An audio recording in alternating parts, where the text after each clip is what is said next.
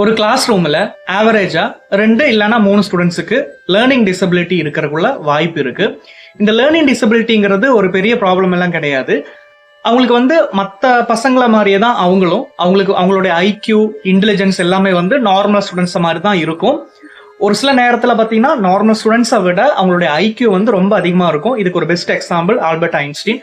Albert ஐன்ஸ்டீனுக்கும் இது மாதிரி ஒரு லேர்னிங் டிசபிலிட்டி சின்ன வயசுல இருந்தது.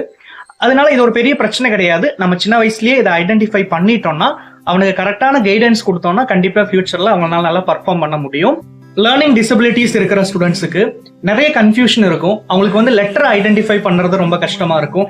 எழுதுறதுக்கு ரொம்ப கஷ்டப்படுவாங்க. ஜெனரலா சொல்ல போனா படிக்கிறதுக்கும் எழுதுறதுக்கும் இதுக்கு எல்லாமே அவங்களுக்கு ரொம்ப கஷ்டமா இருக்கும். ஸோ அந்த மாதிரி இருக்கிற ஸ்டூடெண்ட்ஸை நம்ம ஆரம்பத்திலேயே ஐடென்டிஃபை பண்ணிட்டோம்னா கண்டிப்பா அவனுக்கு ஏற்ற மாதிரி ட்ரைனிங் கொடுத்து அவனாலையும் ஃபியூச்சர்ல சாதிக்கக்கூடிய அளவுக்கு அவனை கொண்டு வர முடியும்.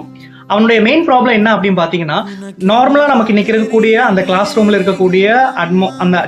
இருக்கக்கூடிய லேர்னிங் அண்ட் டீச்சிங் ப்ராசஸ், அந்த ப்ராசஸ் வழியா அவனால கத்துக்க முடியாது. அவனுக்கு கொஞ்சம் டிஃபரெண்டான அப்ரோச் தேவைப்படுது.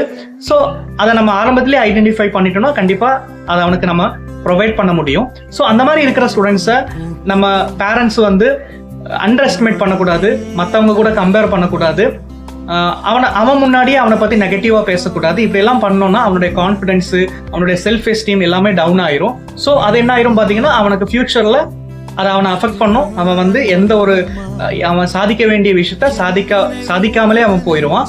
ஸோ அந்த மாதிரி இருக்கிறவங்கள மோட்டிவேட் பண்ணணும், அவனுக்கு கைடன்ஸ் கொடுக்கணும். ஸோ இதை பத்தி ஒரு சூப்பர் அருமையான ஒரு மூவி இருக்கு. 2007 இறங்கின தாரை ஜமீன் பர் அப்படிங்கிற ஒரு மூவி, ஹிந்தி மூவி. இதை டைரக்ட் பண்ணதும் ப்ரொடியூஸ் பண்ணதும் அமீர் கான் தான். முடிஞ்சதுன்னா இந்த படத்தை பாருங்க.